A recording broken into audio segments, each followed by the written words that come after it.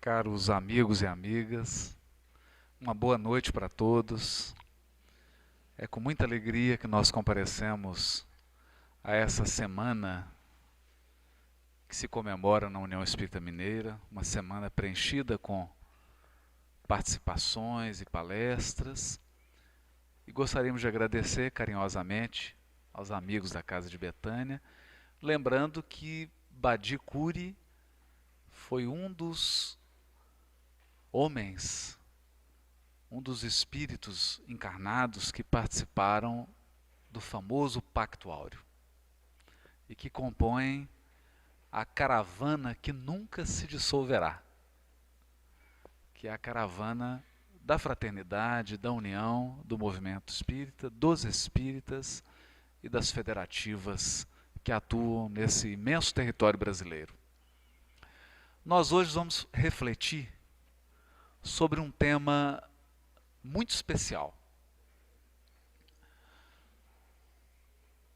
Vamos falar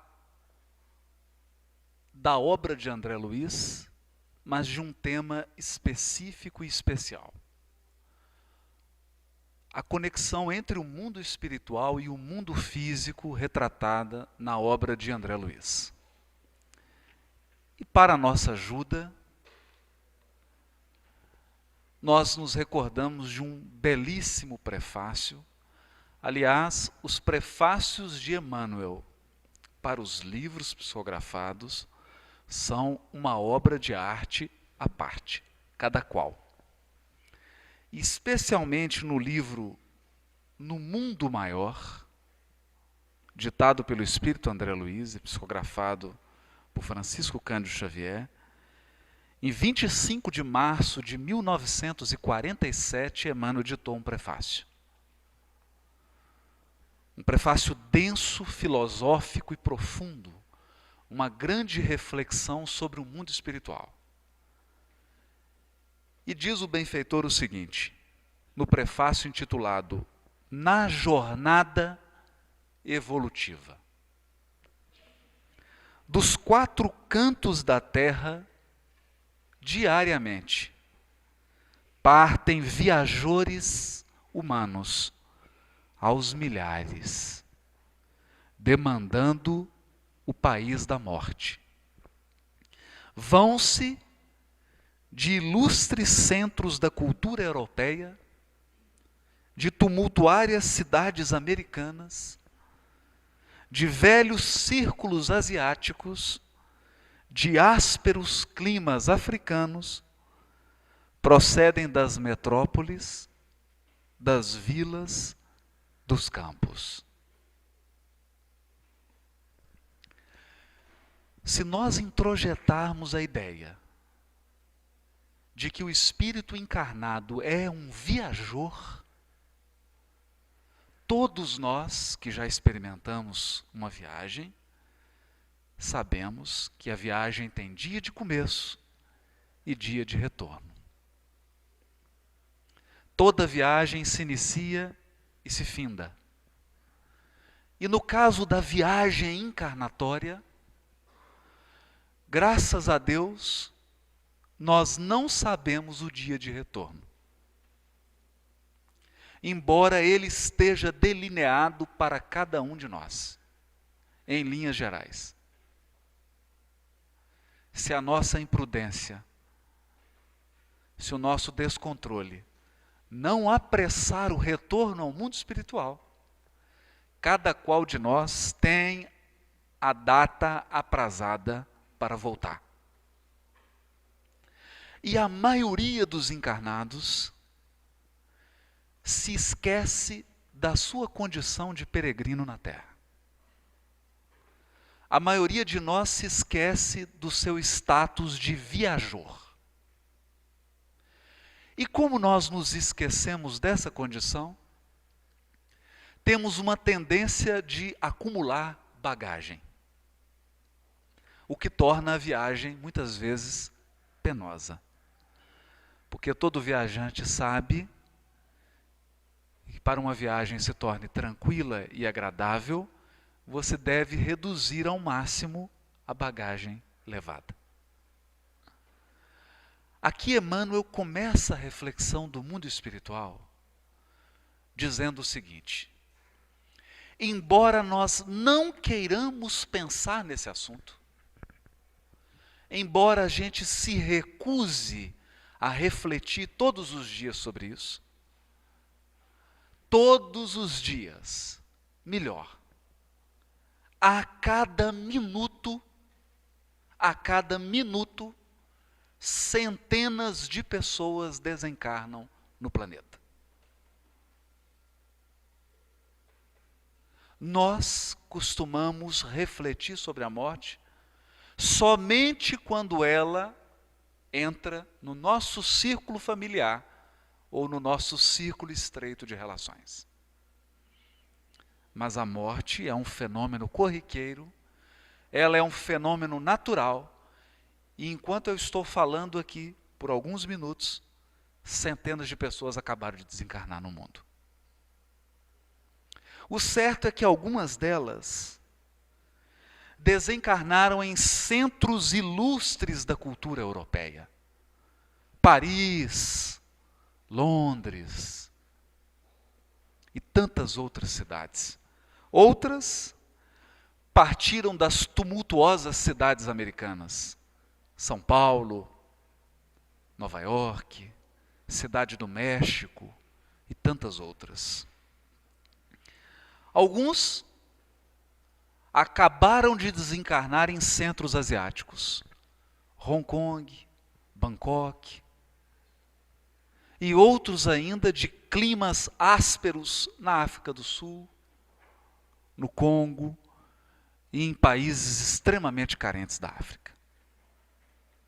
Uns moravam em grandes metrópoles, outros em cidades pequenas com restritos recursos, outros moravam em vilas infectadas, pobres, carentes, e outros em campos isolados, espalhados por esse grande planeta.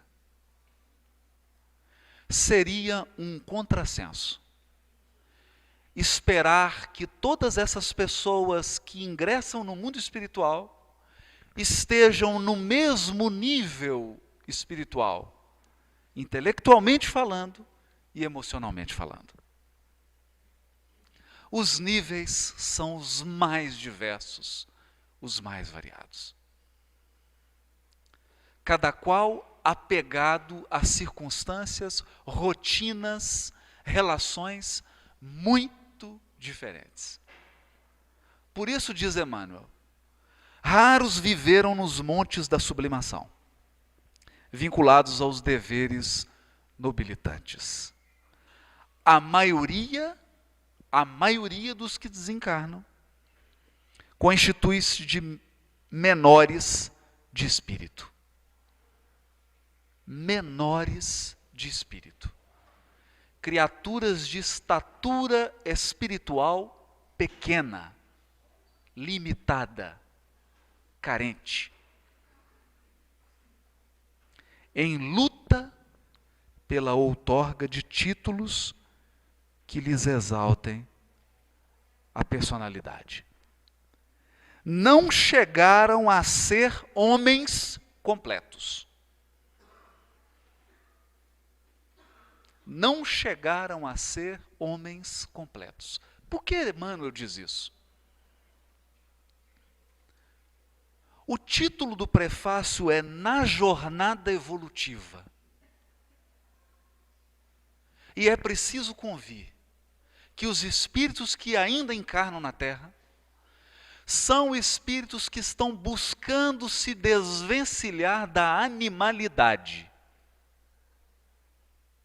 Nós somos espíritos em busca da humanidade, mas não somos ainda humanos completos. Ainda não. Basta examinar os índices de criminalidade nas grandes metrópoles.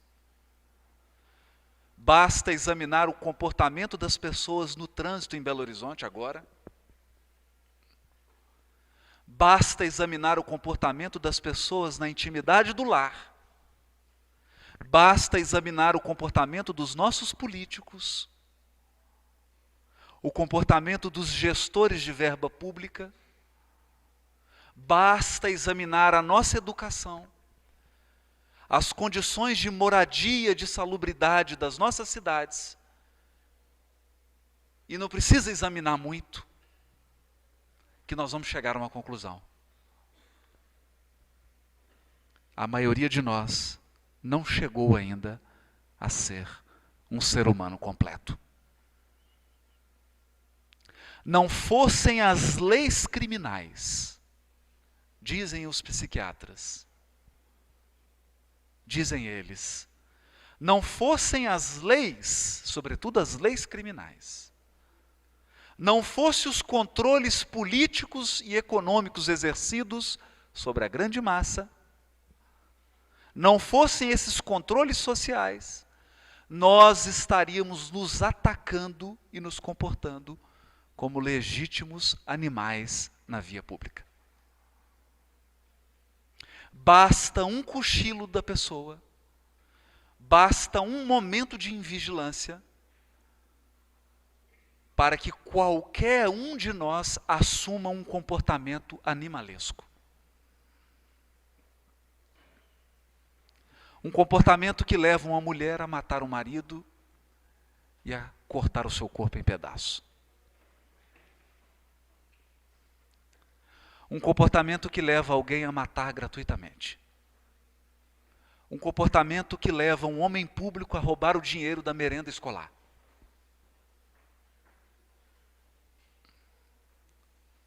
Portanto, essa grande massa egressa da vida física e que adentra no mundo espiritual é uma massa que não concretizou o propósito de todo mundo que encarna. O propósito de todo espírito ao encarnar é humanizar-se.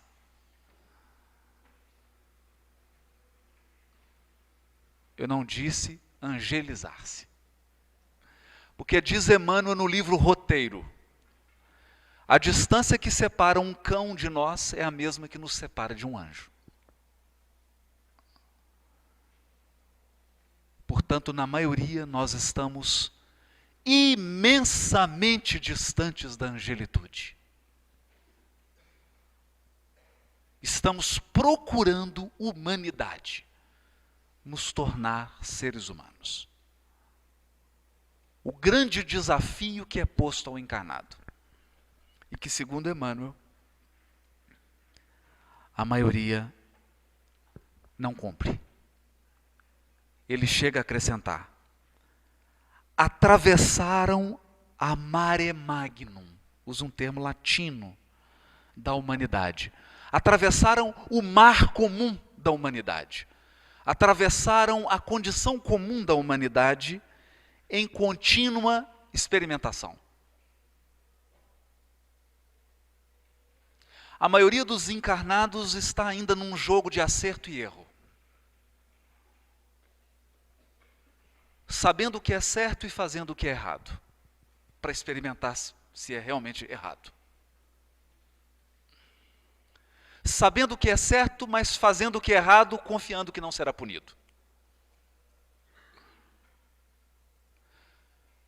Sabendo o que é certo, fazendo o que é errado, porque não quer pensar que há uma lei divina que rege com absoluta justiça as nossas condutas.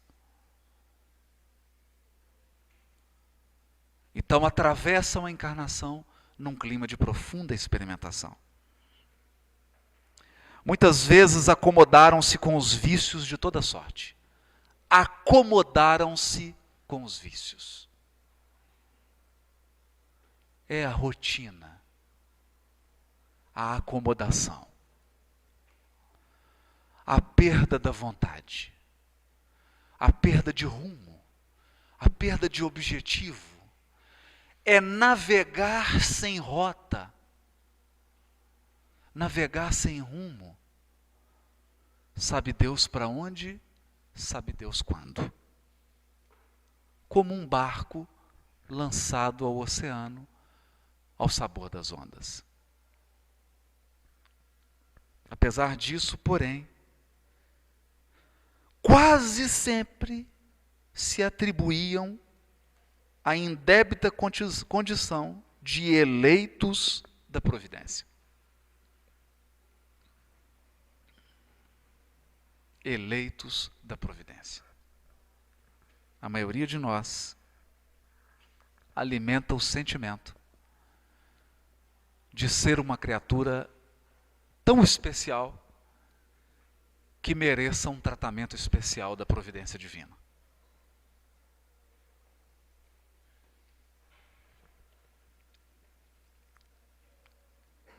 Quando, e prossegue ele, sem se compenetrarem das próprias faltas, sem se compenetrarem das próprias faltas. O grande problema de você navegar sem rumo, e o próprio nome já diz, é porque você realmente não tem rumo. E quando você não tem rumo, não é possível avaliar se você está certo ou errado.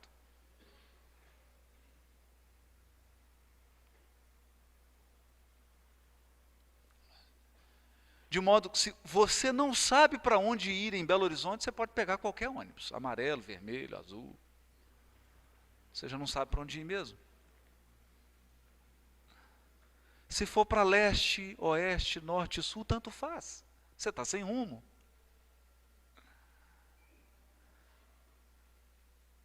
De modo que Emmanuel chama a atenção que a massa, a grande massa humana encarnada, perdeu o parâmetro para avaliar sua própria vida. O que é certo e o que é errado. Se está agindo corretamente ou não. Esperando um paraíso de graças para si e um inferno de intermino tormento para os outros.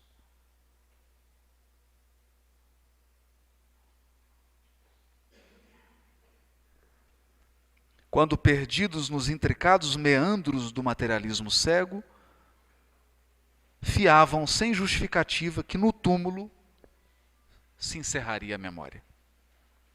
Se filiados a escolas religiosas, raros, excetuados, contavam levianos e inconsequentes com privilégios que jamais fizeram por merecer.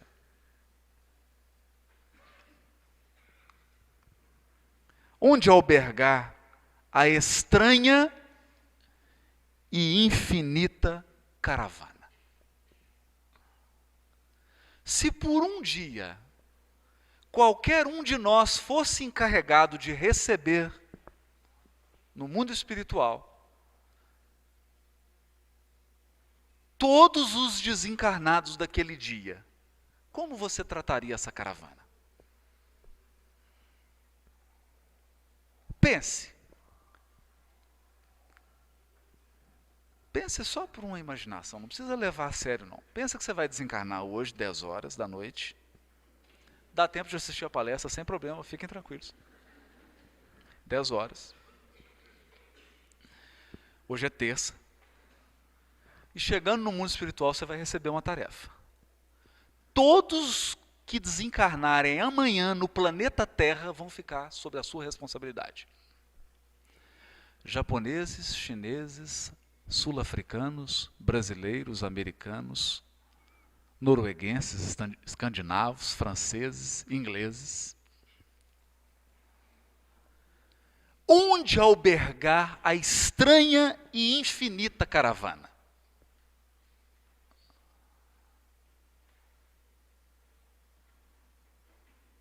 Emmanuel está forçando os limites dos conceitos teológicos.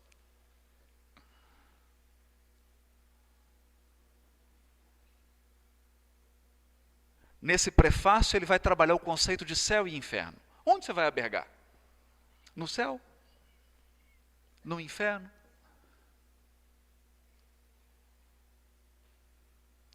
Às vezes algumas pessoas perguntam assim da obra de André Luiz: olha, mas a obra de André Luiz fala que tem cidade, que tem casas. Você imaginava que o mundo espiritual tivesse o quê? Nuvem branca? Fumaça?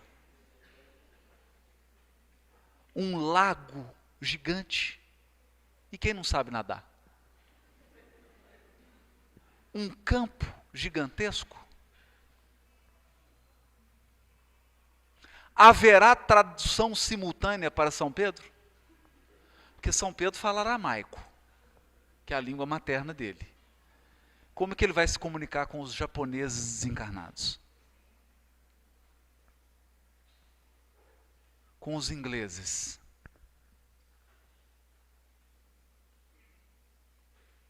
Uma pessoa que viveu segundo os costumes de Hong Kong. Outra que viveu segundo os costumes mineiros de Belo Horizonte. Um que viveu no norte de Minas. Outro que viveu no agreste do sertão nordestino. Alguém que viveu num grande apartamento em frente à praia de Copacabana.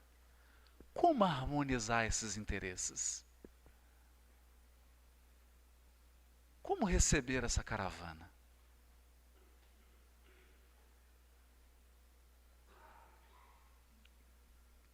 Perante, aí ele continua.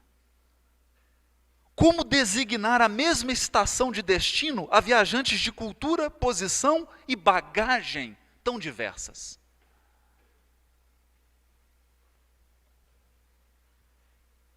Como eu vou colocar pessoas de cultura, posição e bagagens tão diversas no mesmo local?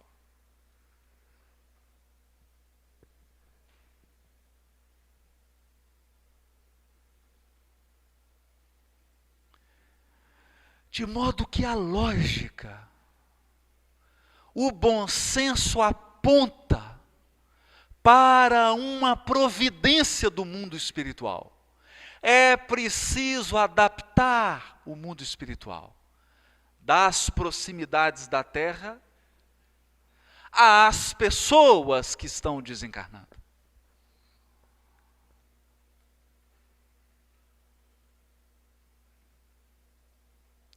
De modo que eu não posso receber alguém que acaba de desencarnar em Hong Kong com uma cozinha de fogão a lenha, um queijo Minas e uma placa escrita assim: uai.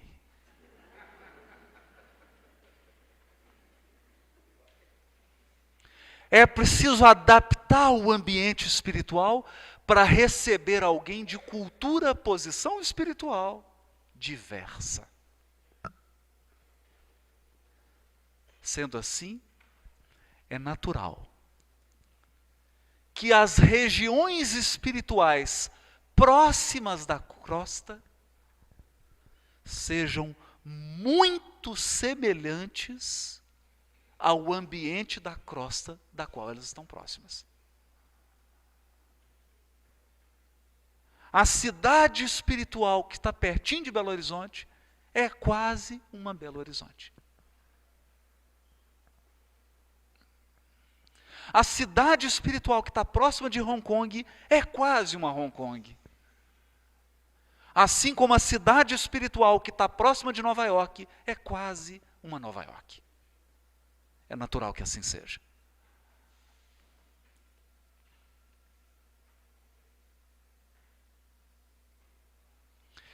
E é essa informação que a obra de André Luiz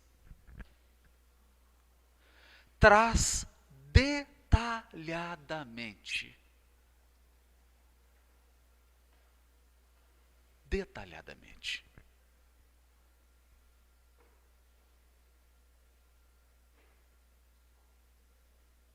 É importante pensar nisso.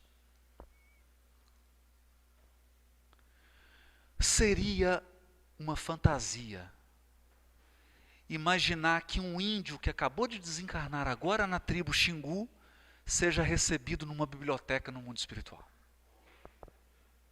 Toda em francês.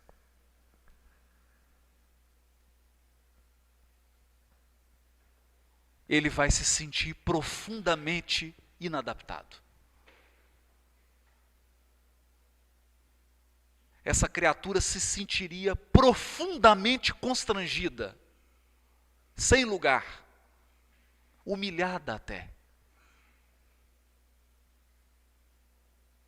E é isso que a obra de André Luiz vai retratar. Um mundo espiritual racional, palpável, lógico, que faz sentido. Um mundo espiritual condizente com a sabedoria de Deus.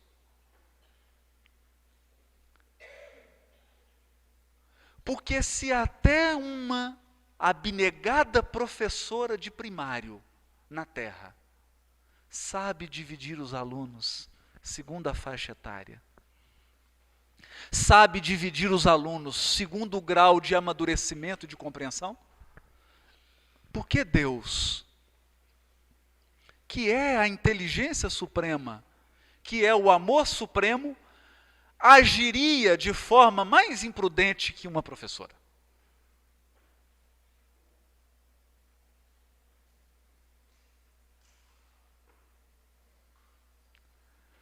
Então, ao ler a obra de André Luiz, nós vamos encontrar um mundo espiritual plausível, real. Um mundo espiritual condizente. André Luiz não vai retratar as esferas superiores, inacessíveis à nossa compreensão. Porque faltaria elementos de comparação.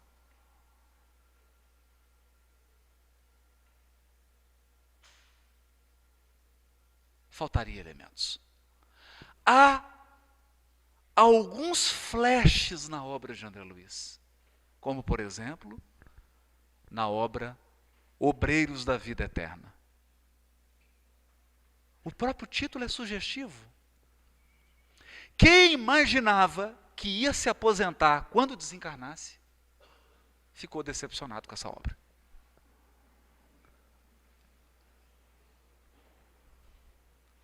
Não há previdência privada nem pública no mundo espiritual.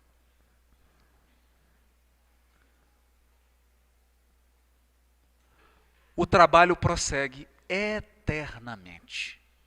Obreiros da Vida Eterna. E num dos flashes da obra, Asclépios diz o benfeitor a André Luiz: um espírito que se materializaria no mundo espiritual. Por que se materializaria? Porque esse espírito não possui mais a forma humana. André Luiz não descreve isso. Não há na obra de André Luiz uma descrição pormenorizada de esferas em que espíritos não têm mais a forma humana. Sabe por quê? Porque não teria propósito nessa descrição. Nós estamos tão distanciados dessa condição. Faltaria tantos elementos de comparação para que a gente possa entender a vida numa esfera em que as pessoas não têm mais a forma humana, não têm mais corpo.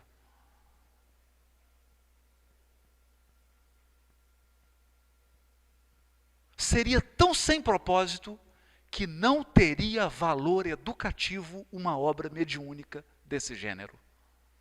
Não. A obra de André Luiz fala do mundo espiritual próximo de nós. Não fala de anjos. Fala, na maioria, de espíritos como nós, que são uma parte de luz e uma parte de sombra, às vezes mais sombra do que luz. E quando fala de benfeitores, mostra que todos eles, A maioria esmagadora dos benfeitores das obras de André Luiz são espíritos que cometeram graves erros. E no ato de corrigir esses erros, transformaram-se em benfeitores.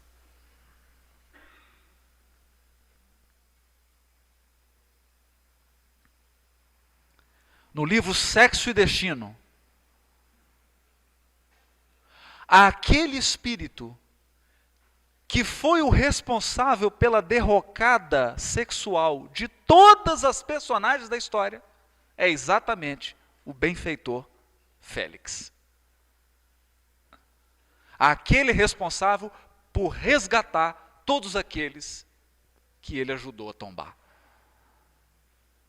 Não tem mágica. Não tem truque. Isso aqui não é Harry Potter. Não tem varinha, não tem porção mágica. Se você era ignorante quando estava encarnado, no mundo espiritual, você é ignorante do mesmo jeito. Aliás, corre o risco de você ser mais ignorante ainda. Porque aqui, pelo menos, você conhecia alguma coisa da vida social. Lá no mundo espiritual, nem isso. Se você é um amante do estudo aqui, no mundo espiritual você será um amante do estudo. Se enquanto encarnado, cada 10 palavras suas, 9 são bobagem, no mundo espiritual é a mesma coisa.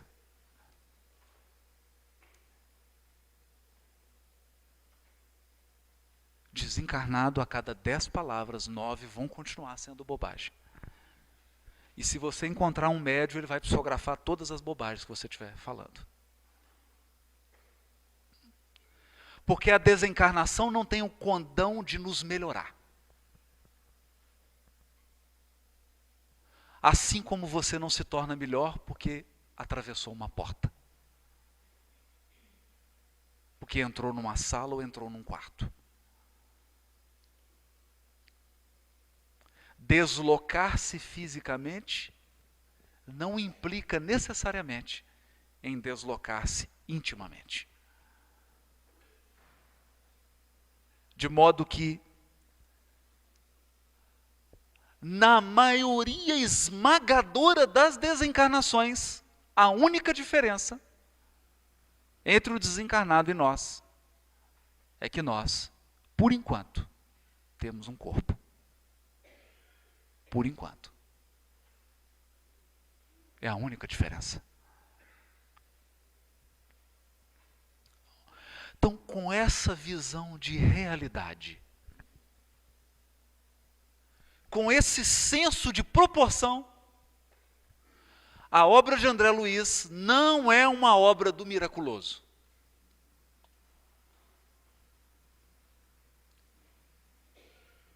Muitos esperavam de André Luiz a posição de um repórter irresponsável.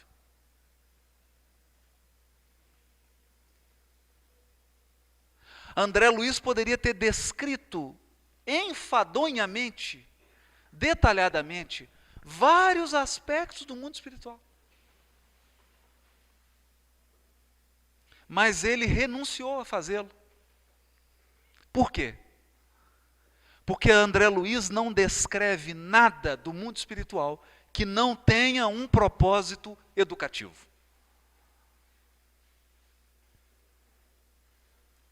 Toda a descrição na obra de André Luiz tem um propósito educativo. Tem uma finalidade. E muitas vezes, o próprio André Luiz tem a coragem de nos contar que os benfeitores chamaram a sua atenção por causa da sua curiosidade sem freios. Não é raro nós encontrarmos na obra de André Luiz um benfeitor dizendo a ele: André, não é hora de perguntas agora. você sanará suas dúvidas no serviço ao próximo. No serviço ao próximo.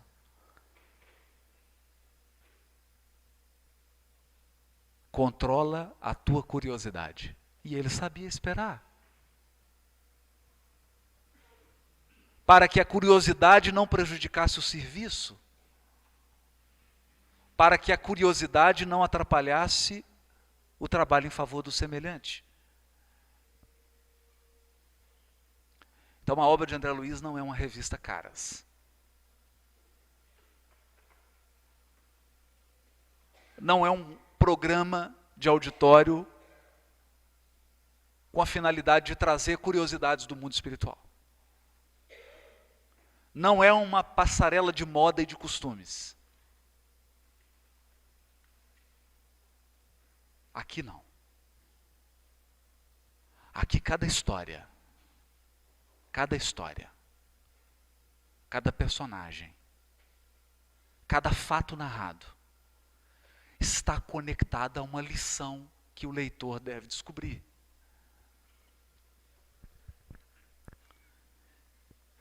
Eu me recordo de ter ouvido do casal Galves, Nena Galves e Francisco Galves. Eles sempre costumavam receber Francisco Cândido Xavier em São Paulo. Até para os tratamentos médicos, várias cirurgias que o Chico fez, ficou hospedado na casa desse casal. Um grande casal de amigos de Chico.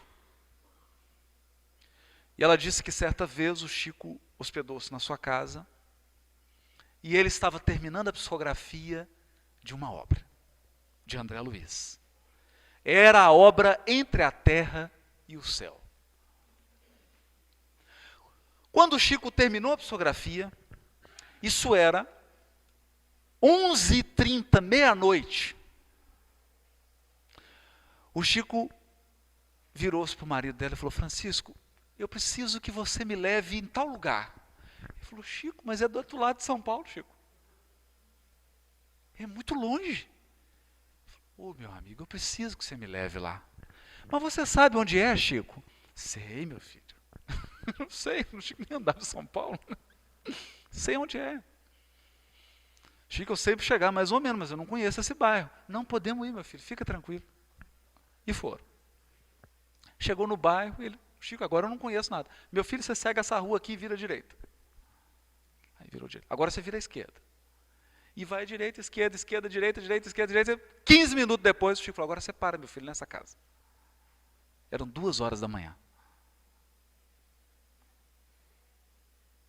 Ele parou, desligou o carro. O Chico desceu do carro, foi até a porta da casa, abaixou a cabeça e fez uma prece.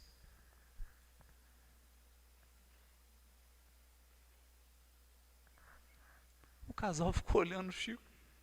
Oh, meu Deus, nós andamos isso tudo para fazer uma prece. Podia ter feito de lá de casa, né?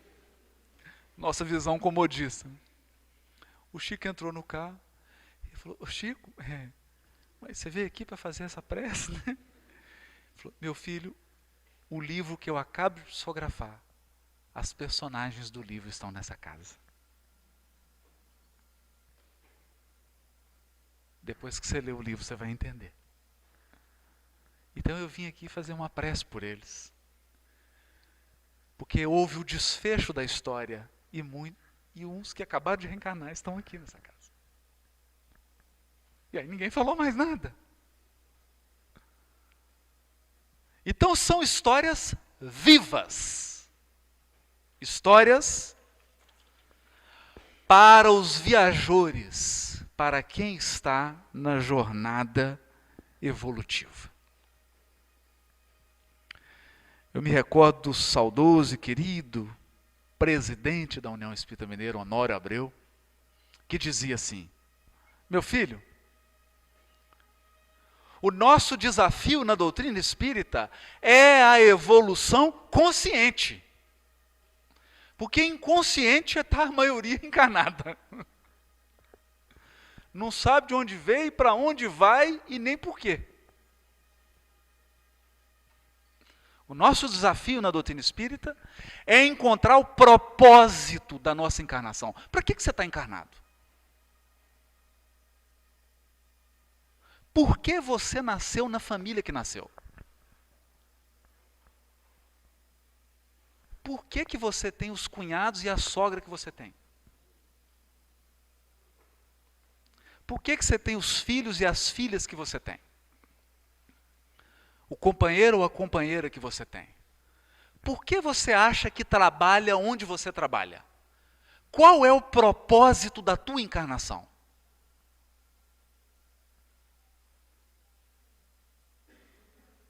É disso que fala a obra de André Luiz. É disso que falam os benfeitores espirituais na obra de André Luiz. Qual o propósito da tua existência? Você já descobriu?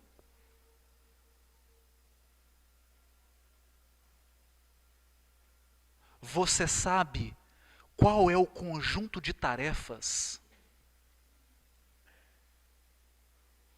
com que você nasceu?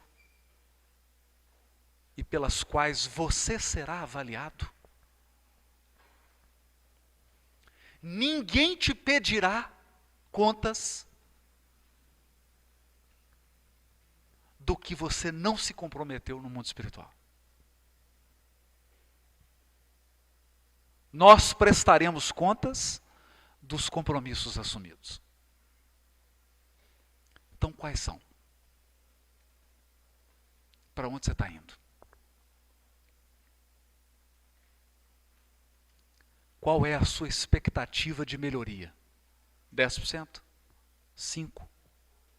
20%? 30%?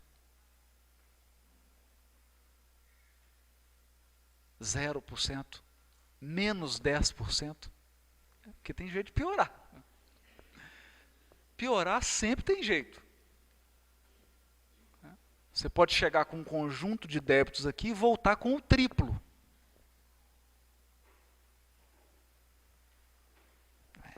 Então é isso.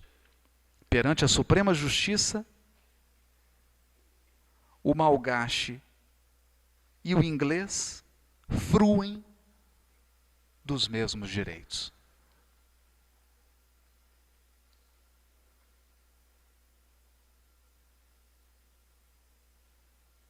Então não importa se você desencarnou no Palácio de Buckingham, em Londres, ou se você desencarnou numa tribo do Xingu. Perante as leis divinas, todos temos os mesmos direitos inalienáveis de filhos de Deus.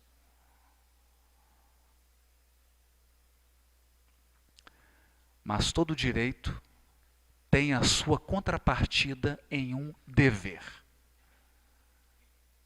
Muitos direitos implicam muitos deveres. Não há distinção. Provavelmente, porém, estarão distanciados entre si pela conduta individual. Conduta individual. Diante da lei divina, que distingue, a lei divina distingue invariavelmente a virtude e o crime, o trabalho e a ociosidade, a verdade e a simulação, a boa vontade e a indiferença, da contínua peregrinação do sepulcro participam, todavia, santos e malfeitores, homens diligentes e homens preguiçosos.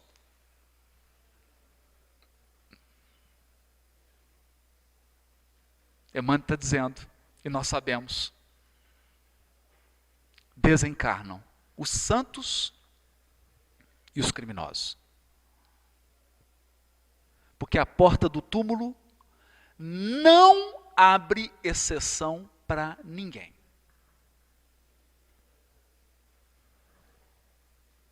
Eu vou traduzir isso. O Emmanuel fala tão bonito, né? Eu vou traduzir. Todo mundo aqui vai desencarnar. Inclusive você. inclusive eu. Todos. Não importa a sua estatura espiritual, todos atravessaremos o túmulo. E uma vez atravessados os umbrais da desencarnação, nós seremos avaliados pela nossa conduta individual.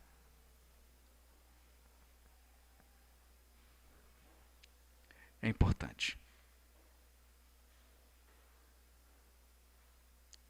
E aí Emmanuel começa a dizer: como avaliar por bitola única recipientes heterogêneos?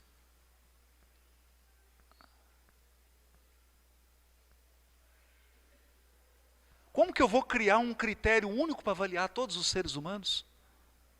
De todos os lugares do planeta?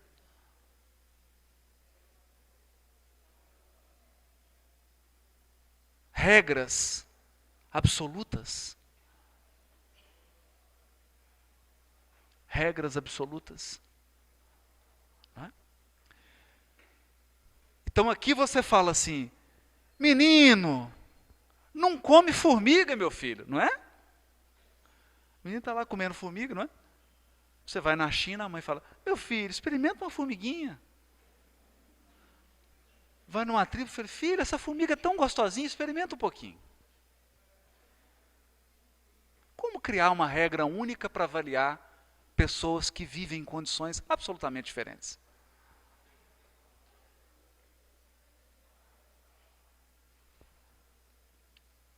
Considerando, porém, nossa origem comum, não somos todos filhos do mesmo Pai?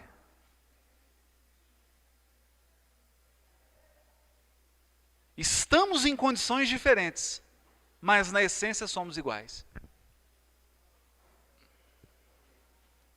Então há uma lei divina que se aplica a todos, adaptada ao grau de evolução de cada um. Cada qual responderá perante a lei divina segundo o seu nível de adiantamento espiritual. Quanto mais adiantado, maiores os níveis de exigência. Quanto mais esclarecido, maiores as responsabilidades. Essa é a visão do mundo espiritual. Por isso diz Emmanuel, a lógica e o bom senso nem sempre se compadecem com argumentos teológicos imutáveis. O fato de nós acreditarmos em algo não muda as leis divinas. O fato de você ter uma ideia e querer que todos se adaptem a ela não muda as regras da vida.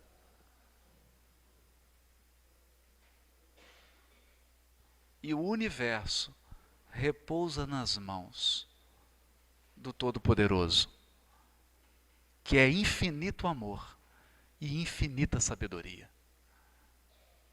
O universo repousa nas mãos da infinita sabedoria e do infinito amor. Não há espaço para as limitações humanas de avaliação, de cálculo, de julgamento na justiça divina. Nenhum de nós é capaz de julgar nosso semelhante com a mesma perfeição com que Deus nos avalia a cada um. Por isso diz Jesus: renuncia a julgar teu semelhante. Não julgueis. Não usurpa essa função do Criador. Deixa que Ele a exerça. É Deus quem avalia. É Deus quem pesa cada um de nós. E é Deus quem nos coloca nos locais adequados, nos mais adequados à necessidade do nosso aprendizado espiritual. Eu me recordo de uma frase belíssima. Numa entrevista, a Hebe Camargo pergunta para o Chico: Chico, e se uma guerra nuclear destruir a Terra por completo? Destruir a vida na Terra? E o Chico responde: a sabedoria divina, a providência divina, saberá encontrar um lugar para nós.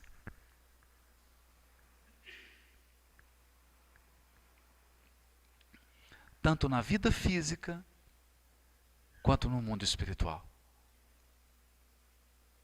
Cada criatura que desencarna nessa imensa caravana, não importa de onde veio, qual a cultura que teve, qual a língua que fala, será acolhido segundo as suas necessidades. Segundo a sua necessidade de aprendizado espiritual. Porque um lugar estará reservado para cada um de nós. Um ambiente propício à continuidade do nosso aprimoramento espiritual. Preparado. Nem sempre o ambiente que a gente quer. Eu me recordo quando fui transferido para uma cidade do interior, no trabalho, e eu não queria ir, queria ficar aqui em Belo Horizonte, mas tinha que ir. E quando eu cheguei, tive contato com uma freira na cidade.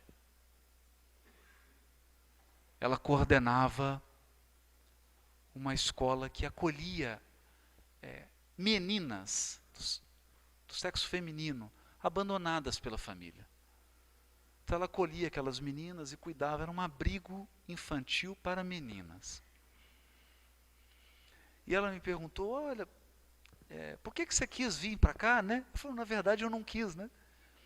Me vieram para cá. Ela falou assim: não, meu filho,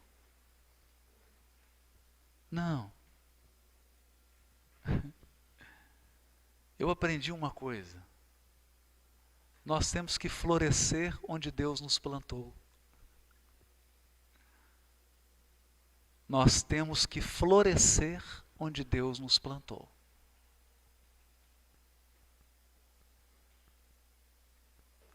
Porque uma coisa é florescer onde você quer estar. Quando você está onde quer. Outra coisa é florescer quando você está onde precisa estar.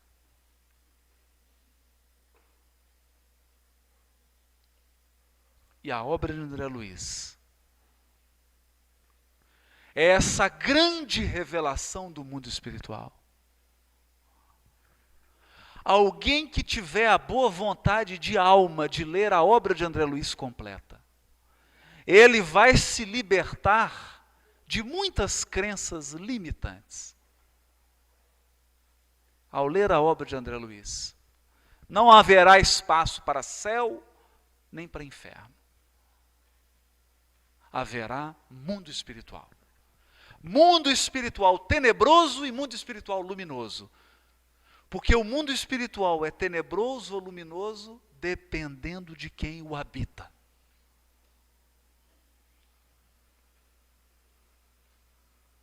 Só habita nas trevas quem tem treva por dentro. Ou quem tem tanta luz que desceu para iluminar.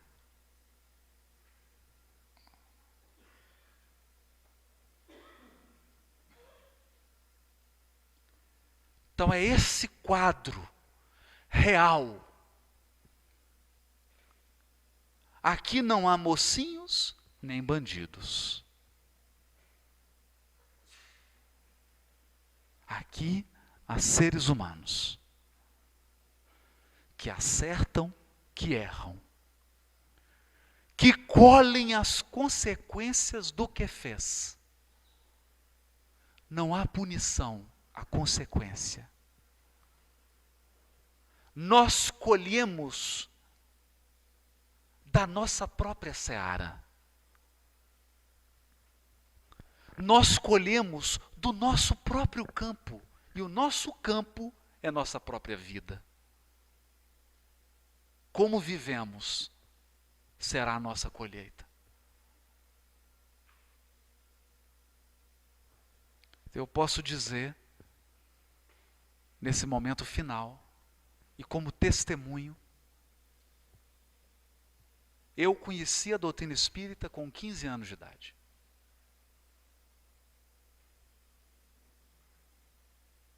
E graças a Deus, um vizinho me entregou nas mãos. Após a desencarnação de uma pessoa muito querida, não era parente, na verdade era uma vizinha, mas muito querida mesmo. Ela desencarnou deixando 6 filhos. Um deles com 5 anos de idade. Ano passado, esse filho de 5 anos de idade desencarnou num acidente de moto. Há 25 anos atrás, depois do desencarne dessa senhora, alguém me deu o livro Nosso Lar. Eu não posso dizer que li esse livro.